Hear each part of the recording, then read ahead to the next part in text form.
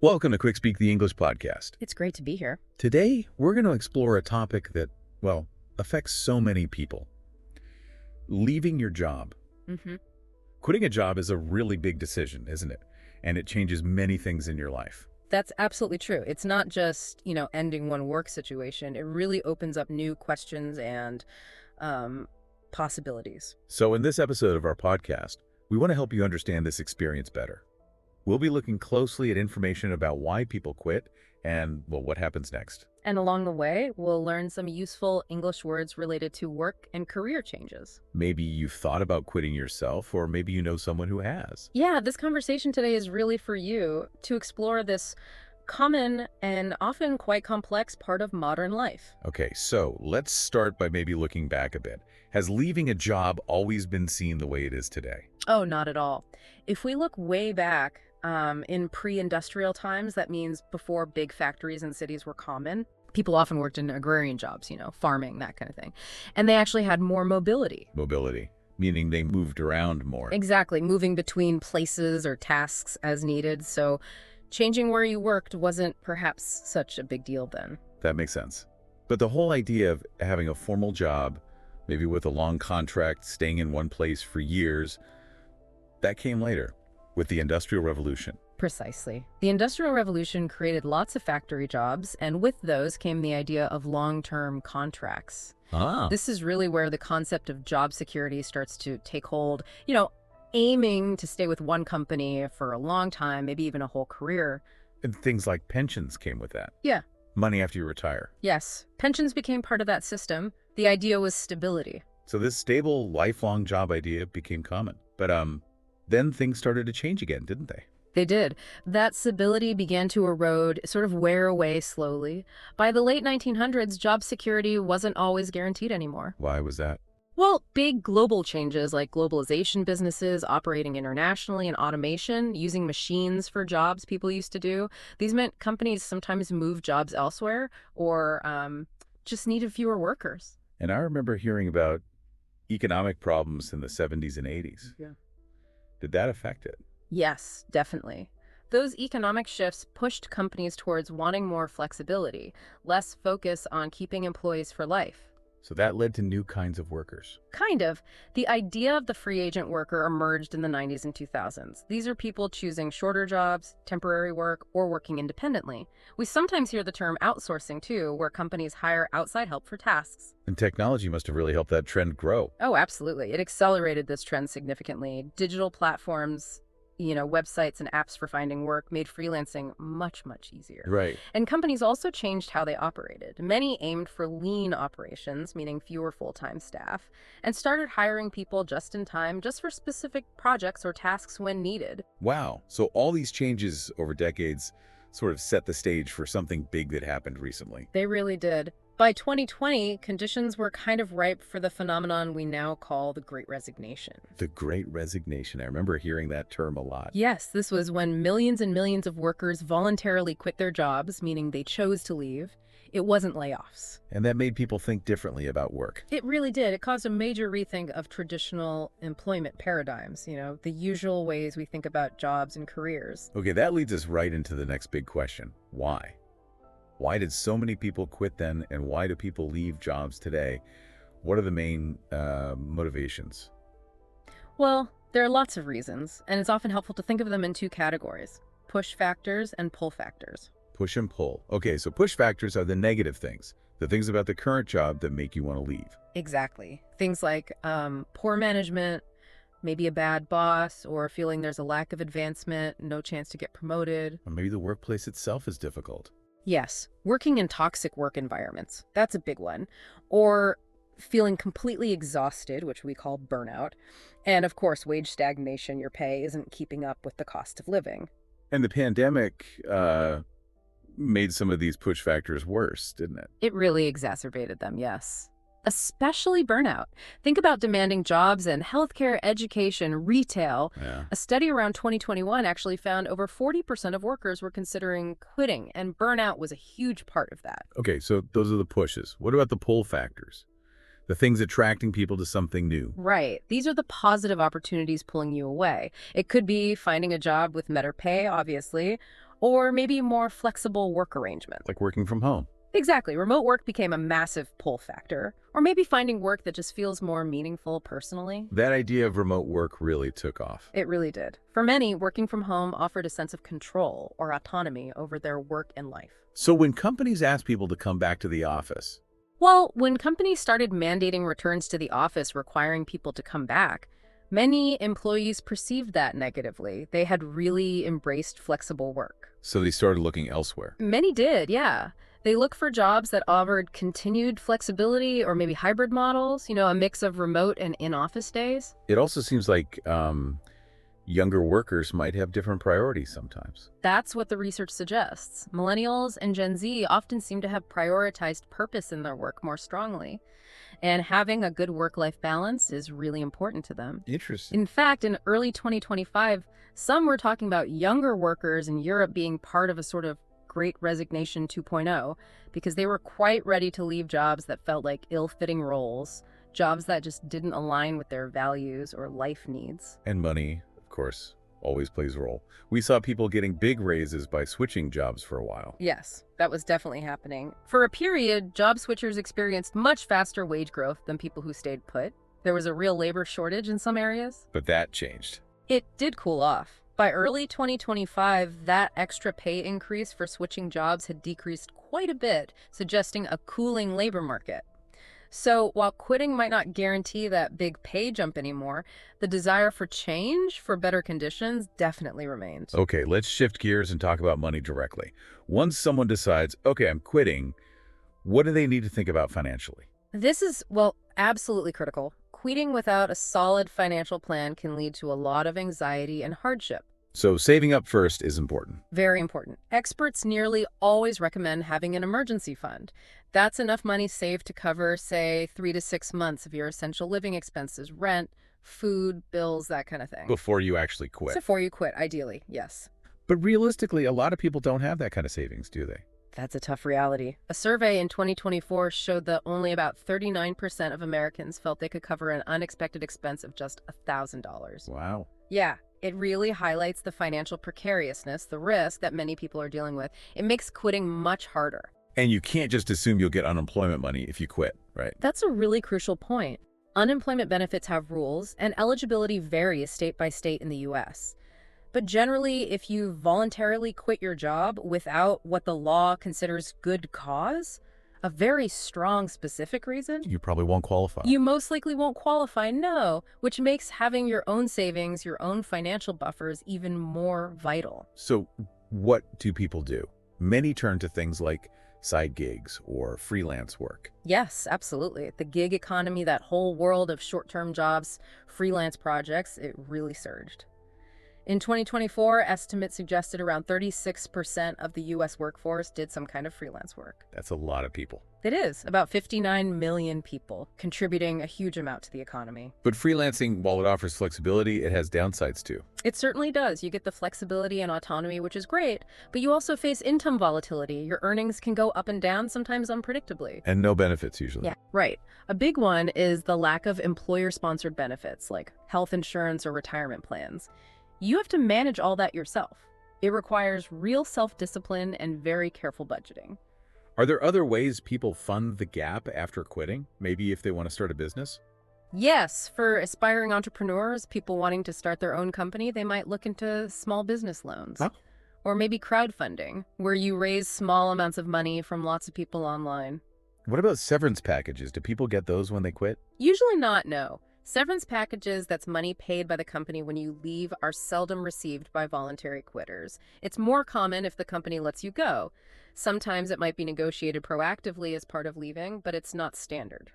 So the bottom line is, really understanding your financial picture is essential. It's absolutely paramount. You need to do a comprehensive financial assessment.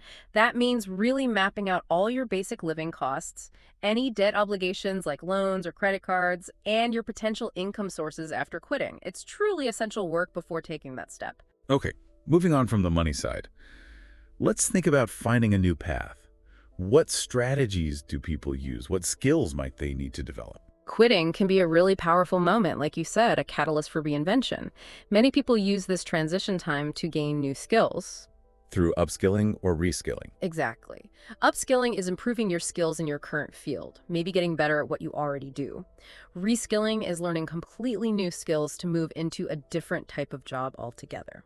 And online learning has made that easier, I suppose. Immensely easier. Online learning platforms saw just massive enrollment increases. Millions of people signed up for courses in tech, data science, digital marketing areas where they hope to pivot into in-demand careers, jobs where there are lots of openings. Beyond learning new skills, connecting with people, networking seems important too. Oh, it's absolutely key. Building professional relationships, networking is crucial. Some reports suggest something like 85% of jobs are actually found through connections. Wow, 85%. Yeah, so attending industry conferences, maybe online webinars, joining professional associations in your field, it all helps build that network. And how you present yourself online matters too, like personal branding. Yes, developing your personal branding is really important now. It's about crafting a coherent narrative, a clear story about your skills, your experience, your goals. How do you do that? Well, using professional sites like LinkedIn effectively, maybe having a personal website to showcase projects you've done. It helps you attract recruiters or potential freelance clients.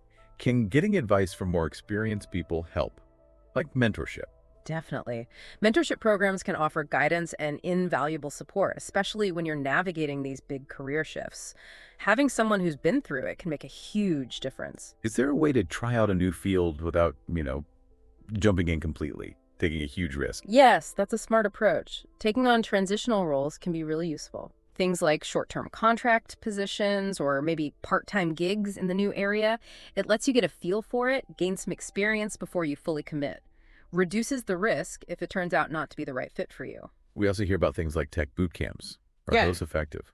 They can be. Boot camps, especially in tech fields like coding or data analysis, are intensive short-term training programs. They can be quite expensive, maybe $10,000 to $20,000. But many have good job placement rates, meaning they have a track record of helping graduates find jobs relatively quickly afterwards. So it sounds like a successful career change often isn't just one thing, but using several strategies together. That's exactly right.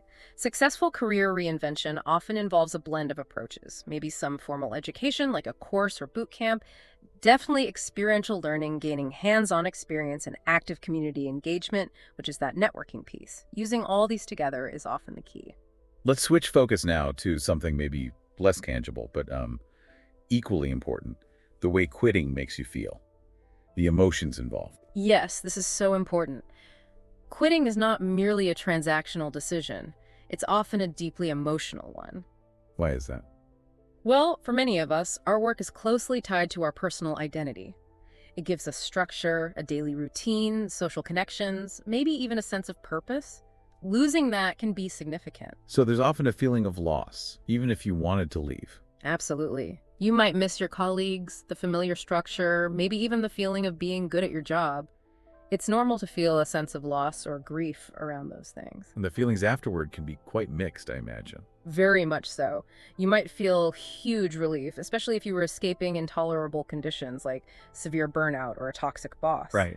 But alongside that relief, it's very common to feel anxiety and uncertainty, worrying about money, about the future, about whether you made the right choice. Is there a term for that in-between feeling? Psychologists sometimes describe it as being in a liminal phase. Yeah, it means you sort of exist between old and new identities. You're not who you were in your old job, but you haven't quite landed in your new reality yet. It's a transition space. That sounds challenging. How can people manage those kinds of feelings? Well, mental health professionals suggest several helpful strategies. Things like practicing mindfulness, trying to stay focused on the present moment. Journaling can be really useful, writing down your thoughts and feelings. And talking to people. Yes, seeking social support from friends, family, or maybe a partner is crucial. And sometimes professional help through counseling or working with a career coaching specialist can provide really valuable structure and support for processing everything. Despite the difficulty, can this process also lead to personal growth? It definitely can. Quitting, especially from unfulfilling roles, can really facilitate personal growth. Many people report increased self-awareness afterwards. They develop more clarity of values, a better understanding of what's truly important to them in life and work. That makes sense. We also heard the term quiet quitting emerged around this time. What's that about? Ah, yes. Quiet quitting. It's a different kind of disengagement. It describes employees who don't formally resign, but they stop going above and beyond. They do the bare minimum required by their job description. So they're unhappy but not leaving. Essentially, yes. It showed that dissatisfaction doesn't always culminate in a formal job exit. It's an alternative form of disengagement that became more visible. So it sounds like paying attention to the emotional side is just as vital as handling the practical stuff like finances. Absolutely. Navigating logistical challenges is necessary, of course, but ensuring holistic well-being, looking after your mental and emotional health throughout the process, is equally important for making a successful and sustainable transition. Okay, so for many people who quit, the idea of working for themselves becomes really appealing. Let's talk about entrepreneurship and freelancing as next steps. Yes, for sure. Starting your own business, entrepreneurship, or working freelance are often seen as attractive alternatives to traditional employment. They promise more flexibility, more control. And we mentioned freelancing is growing a lot. It really is. It's a significant part of the workforce. As we noted, in 2024, freelancers accounted for approximately 38% of the U.S. workforce. That's a huge number. What are the main pros and cons of going freelance? Well, the pros are definitely the flexibility, the autonomy to choose your projects and hours, and the potential for higher income if you're successful. And the cons? The risks include that income volatility we talked about, pay can be unpredictable. There's the lack of employer-sponsored benefits, which is a big one. And it demands a huge amount of self-discipline to stay on track. Do the online platforms help find work easily? They've certainly democratized access, made it easier for anyone to find potential clients. But the flip side is that competition is fierce. Right. To achieve substantial success as a freelancer often requires real specialization in a sought-after skill and building a strong portfolio to showcase your work. Okay, what about starting a full-fledged business? Entrepreneurship, similar risks, maybe bigger. Entrepreneurship definitely follows a similar trajectory. It needs passion, opportunity recognition, spotting a gap in the market, and high risk tolerance. And the reality is, many new ventures fail. What are the stats on that?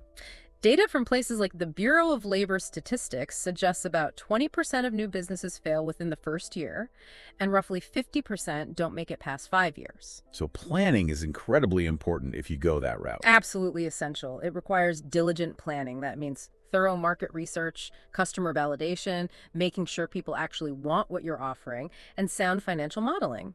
Getting things right financially is crucial. Resources like the Small Business Administration, SBA, in the U.S. can offer help and guidance. We touched on this earlier, but some people mix and match different types of work, don't they? The portfolio career. Yes, that's becoming increasingly common.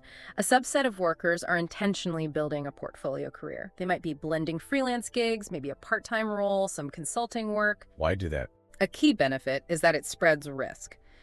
Your income isn't tied to just one source. It builds resilience. If one gig ends, you still have others. It also fosters continuous skill development because you're often doing varied things. But managing all that sounds complex. It really demands exceptional time management skills, plus self-promotion, client management, financial administration for all the different streams. It's critical to have sound structures in place, otherwise it can become quite chaotic, even though it offers freedom. Okay, let's shift to something that can be tricky but is very important. The legal side of leaving a job. Yes, the legal landscape can be complex, and it's easy to overlook things. Your employment contracts might contain clauses that affect you after you leave. Like what kind of clauses? Well, things like non-compete clauses. These can restrict you from working for a competitor for a certain time or in a specific geographic area. Are those always enforceable? Not always. And it varies hugely by location. For example, in California, they're generally unenforceable, which helps promoting greater mobility for workers. But in other places, like Texas, certain provisions remain valid if a court decides they're deemed reasonable. You really need to understand the rules where you live and work. What else might be in a contract? You might have non-disclosure agreements, or NDAs, about keeping company secrets confidential.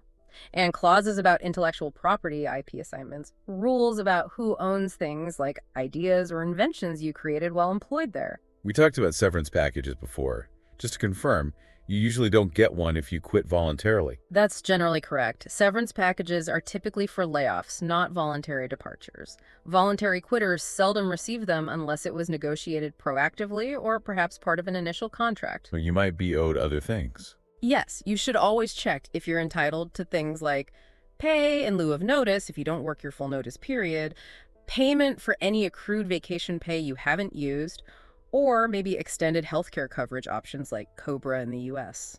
Do companies ever offer help finding a new job? Sometimes, yes. Especially larger companies might offer career transition services as part of a separation agreement. This could include things like resume workshops or job placement assistance. It's worth asking about. In intellectual property, that sounds especially important if you're thinking of starting your own business after quitting. Extremely important. The general rule is that IP created within the scope of their employment usually belongs to the employer. So you need to be careful. Very careful. If you start a new venture, you must ensure you don't infringe on the old company's patents, copyrights, or trade secrets. Using their confidential information or resources could lead to serious legal trouble. How can you avoid that? To avoid disputes, the best thing is to secure written clarity on IP ownership before you leave, if possible. Consulting with legal counsel who specializes in employment law is highly recommended to mitigate these risks. Okay, let's zoom out again and look at the bigger picture. The Great Resignation was such a huge event. Can we talk more about that story? Sure. The Great Resignation really encapsulates a unique moment in recent labor history. It started around 2021 during the height of the COVID-19 pandemic. Millions of workers just left their jobs. What drove it, fundamentally? It seems to have been a combination of factors. Widespread reevaluations of life priorities and work-life balance, a strong desire for remote flexibility that many experienced during lockdowns, and also building frustration with low wages and poor conditions in some sectors. And we saw this reflected in the actual quit numbers. We did. The U.S. monthly quit rates, which historically hovered around the 2.0% mark, went down briefly at the start of the pandemic, but then they surged above 2.4% by late 2021. That represents millions of people quitting each month. Did that trend just continue, or did it change? It evolved. As the immediate crisis phase of the pandemic eased and workplaces reopened, the phenomenon evolved into something commentators started calling the Great Reshuffling. Reshuffling, meaning people moving jobs rather than leaving work altogether. Exactly. Instead of just dropping out of the labor force, many people shifted jobs, often moving to different companies or industries. Tech and healthcare saw gains seeking better pay, conditions, or flexibility. So even though the really high quit rates might have decreased a bit later, They did. U.S. quit rates were back down around 2.1% by early 2024. the underlying feeling, the desire to rethink work kind of persisted. That seems to be the case. The underlying sentiment of reevaluation persisted. We saw echoes of it in Europe, too, with talk of that Great Resignation 2.0 among younger workers who rejected rigid mandates about returning to the office and sought better work-life integration. And quiet quitting fits into this story too. Yes, the rise of quiet quitting doing the bare minimum served as another indicator. It was an alternative form of disengagement, showing that unhappiness could manifest even without a formal resignation. Has this whole period changed how we view changing jobs frequently or job hopping? It definitely seems to have destigmatized it somewhat. In the past, frequent job hopping was often frowned upon, but during the height of the labor shortage, switching jobs was actually correlated with faster wage growth. But that pay advantage lessened. Yes, as we mentioned, by mid-2023 and into 2024, that pay premium had declined significantly due to the cooling labor market. However, the psychological shift, the idea that moving jobs isn't necessarily a bad thing, seems to have stuck more. And what workers value seems different now too. Particularly younger generations, yes. They often prioritize employer values and culture over simple, long-term loyalty. Companies are noticing and responding with different perks or flexible policies like 4-day work weeks. So maybe the meaning of work itself is shifting for many people. It seems like a broader cultural change is underway. Work isn't just seen as a means of livelihood anymore, but increasingly as a site for personal fulfillment, community, and even identity formation. That's fascinating.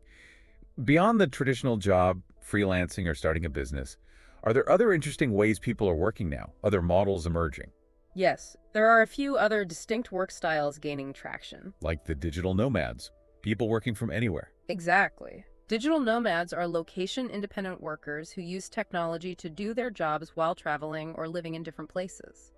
This lifestyle surged in popularity. One estimate suggested 35 million Americans were working this way in 2023. Wow. Are there special arrangements for them? Some countries have even introduced digital nomad visas to attract these workers. Of course, there are challenges managing time zone management, finding reliable internet access, dealing with taxes in different places, and sometimes battling potential isolation. What about taking extended time off, like sabbaticals? Sabbaticals used to be most prevalent in academia, for professors, but they're becoming more common in corporate settings. Companies are offering them now. Some are developing structured sabbatical programs. Often you need a minimum tenure, maybe 5 or 10 years with the company. But these programs grant employees time off, maybe a few months, maybe longer, to rest, travel, study, or pursue personal projects. Are they usually paid? Do they carry financial risks? It varies. Some are unpaid, which carries obvious financial risk, but some companies will fund partial pay or ensure continued benefits during the sabbatical. The companies see benefits too, like improved long-term retention and enhanced employee creativity benefits upon return. And the portfolio career we discussed, that's really another distinct model too, isn't it? Yes, it absolutely is. The portfolio career, deliberately combining multiple income streams like freelance work, part-time roles, maybe some consulting, it's a conscious strategy. As we said, it spreads risk, builds resilience, and encourages continuous learning. But it really demands exceptional time management and self-organization. So all these changes, quitting, finding new ways, it often leads to bigger questions about life, doesn't it? Let's talk about that long-term planning aspect. It really does. Leaving a job often prompts deeper questions about one's purpose, about long-term goals that go beyond just a career path. It's a chance to reassess life priorities. Things that might have been pushed aside. Exactly. Things like family time, health, hobbies, personal development, things that might have been sidelined by demanding roles. Quitting can create space to reconsider those. Is there a way to approach career planning differently, maybe less linearly? Yes, there are ideas like life design frameworks. These suggest you can treat career paths as experiments. Experiments, how? By prototyping through side projects or short-term experiences, you're essentially testing assumptions about what kind of work might fit you, what you enjoy, what you're good at, before making a huge commitment. It's an iterative approach. And that reduces the risk of choosing the wrong path. Precisely. It reduces the risk of ending up in a career that's misaligned with one's values or interests. Finding work that aligns with your values seems really key here. It's increasingly important for many people. This could mean integrating values by seeking out mission-driven organizations, social enterprises, or maybe doing nonprofit work. We know that corporate social responsibility is an important factor for many job seekers now. Can volunteering play a role in this transition? Yes, aligning with a mission through volunteering or maybe short-term fellowships with NGOs, non-governmental organizations, can be a great way to bridge financial and experiential gaps during a career change. It provides experience and a sense of purpose. So long-term life planning isn't just about the next job, is it? Not at all. It really entails creating a roadmap that tries to balance career aspirations with personal well-being and adaptability for the future. And of course, practical things like retirement planning are a crucial part of that long-term picture. Should people also think about bigger world changes when planning? That's a very wise approach. Considering macroeconomic trends like the impact of automation or AI-driven job displacement or climate change can help in future-proofing one's career by guiding decisions about what skills to learn or which industries might grow. So ultimately, quitting a job, while maybe daunting, can be a positive step towards building a more fulfilling life overall. It absolutely can be. By blending introspection, that deep self-reflection with strategic planning and a commitment to continuous learning, people can chart sustainable, purpose-driven paths for themselves, paths that are meaningful and perhaps transcend traditional job boundaries altogether. We have certainly covered a lot today. We look at how quitting jobs has changed historically, the many reasons people do it, what to consider regarding finances and emotions, and the many different strategies for finding new work, including starting your own thing or building a portfolio career. Leaving a job is clearly a major decision. It has its challenges, definitely. But as we've explored, it also opens up so many possibilities for change, for learning, and ultimately for personal growth. So here's a final thought for you, our listener, to consider. How will you think about your own work and life path moving forward? And based on what truly matters most to you, what steps might you consider taking next? We really hope this episode of our podcast has helped you understand this complex topic a little better and perhaps learn some new English vocabulary related to the world of work. Thank you so much for listening. Please do subscribe to Quick Speak the English podcast so you don't miss our future conversations. And don't forget, you can find extra learning materials for this episode, including a list of all the key vocabulary we used today and some exercises to practice on our website, You'll find the link right there in the description.